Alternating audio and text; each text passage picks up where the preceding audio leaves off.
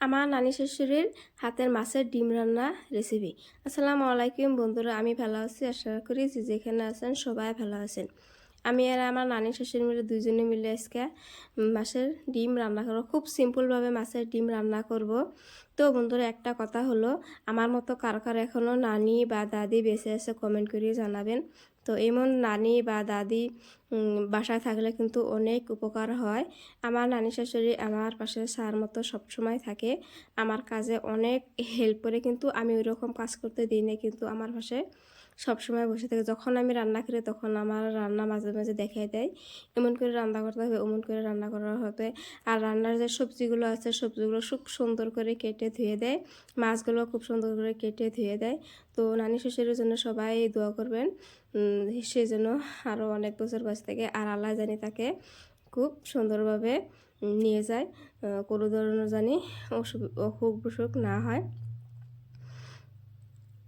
আর এমন নানি শাশুড়ি বা দাদি শাশুড়ি বা নানি বা দাদি বাসায় থাকলে কিন্তু অনেক উপকার হয়। বাড়ির সবাই যখন মানে বের হওয়া যায়, মানে কোথায় ঘুরতে যাওয়া হয়, নানি বা দাদি যখন বাসায় থাকে বাসাটা কিন্তু অনেক রক্ষণাবেক্ষণ করে রাখে। কাজ না করলেও কিন্তু বাসায় বসে থাকলে কিন্তু বাসাটা ওরা দেখে রাখে, কিন্তু খুব ভালো।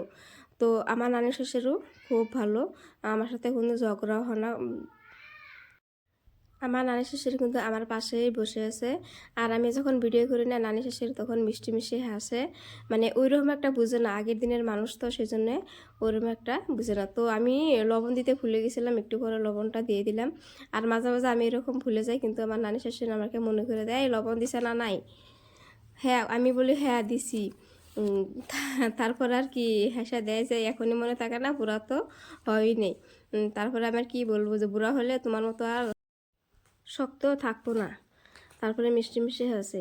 তো মাঝখানে আমি একটা কাজ করতে গিয়েছিলাম, এসে দেখি নানি সুন্দর করে মাছের ডিমগুলো নাড়া দিতেছে। তো বন্ধুরা, নানি শাশুড়ি গল্প করতে করতে মাছের ডিমগুলো প্রায় রান্না করা হয়ে গেছে। তো মাছের ডিমগুলো আমি অল্প ঝোল ঝোল করে বানিয়েছি, একদম মানে ভাজা ভাজা করি নেই। ভাজা ভাজা করবো মানে পরের দিন করব, আজকে আর ভাজা ভাজা করি নেই। মাছের ডিম রান্নাটা কেমন হলো বন্ধুরা কমেন্ট করে জানাবেন, আর আমার নানি শাশুড়ির গল্পটা কেমন হলো কমেন্ট করে জানাবেন।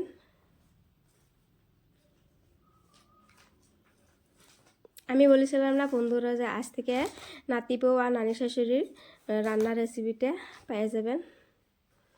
তো সেটাই করি। আর রান্না করার সময় আমরা দুজনে রান্না করি, আমি রান্না করি, আমার নানি শাশুড়ি সব সবজিগুলো সুন্দর করে কাটা দেয়।